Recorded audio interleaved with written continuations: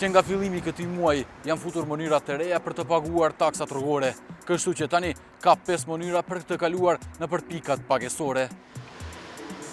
Deri tani kanë ekzistuar 3 opsione, me para në dorë ose kartë pagesë, tek punonjësi në kabinë për pagesë. Me të vjetrën kalohet pagesa rrugore edhe nëse shoferi nuk ka para, një opsion që rrallë kush e di se ekziston. Dobar dan. Bravo. Nemam pari. Dalje me prekršajni bilet za bateriju.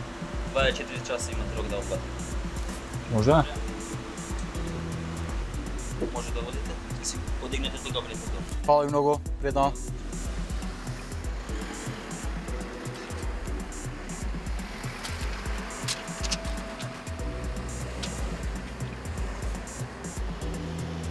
Por nuk është me të vjetrën edhe për mënyrat e debitanishme të pagesës rrugore. Me para në dorë apo kartel nuk mund të kalohet në të gjitha korsit. Në korsinë e fundit gjatë tas kalohet vetëm me pajisjen e quajtur EMTAG. Aparati kushton 1200 denar dhe më pas duhet të mbushet me kredi, më së paku 300 denar. Për kalimin në pagesën rrugore, automjeti duhet të ujë shpejtësinë dhe pajisja të vendoset sipas udhëzimeve, në mënyrë që senzori në pagesën rrugore të regjistroj kalimin. Në një ekran të posaçëm ka dhe informacione për shoferin, sa kushton pagesa rrugore sipas kategorisë automjetit dhe pastaj edhe sa para ka në pajisje. Në dopullëvanjet, продажбат, купувањето на тие уреди, Mbushja, shitja, blerja e pajisjeve të tilla kryhet në qendrën e kontrollit në sallonin e ri të shitjeve në qendrën e kontrollit në drejtorinë e ndërmarrjes publike në qendër në të gjitha pagesat rrugore që gravitojnë në korridorin vijet. Avantazhi që ofron EMTAG është se pika pagesore kalohet më shpejt dhe me përdorimin e pajisjes ka ulje prej 2% deri në 7% në koston e pagesës, varësisht nga sasia e rimbushjes. возможно и фактурно, значи вирманско плаќање.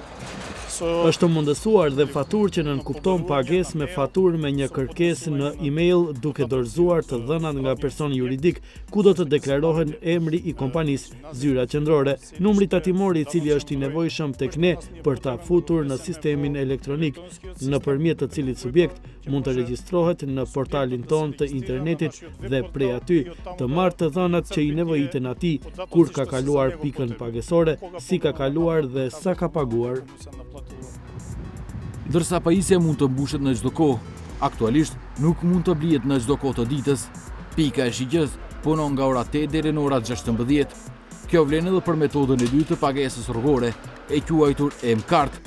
Ndryshe nga EMTAG, kjo kartë e zgjuar kushton 100 denar dhe mbushet minimumi nga 300 denar. Me të mund të kalohet në të gjitha korsitë. Nuk është problem për të kaluar edhe nëse semafori është i kuq. Ju mundeni gjithashtu edhe aty kur shkruan EMTAG dhe kur shkruan me para në dorë, me kartel mund të kaloni. EMCART përdoret në atë mënyrë që kur makina i afrohet trarit të pagesës, shoferi duhet të ndalet tek lexuesi i cili shërben vetëm për këtë kartel. Lexuesi është vendosur pas kabinës për pagesë, përpara trarit. Aktualisht mënyrat e reja të pagesës rrugore janë në dispozicion vetëm në 5 pika pagesore, edhe atë në korridorin 10, do me thënë autostrada nga kufiri me Serbinë në kufirin me Greqinë.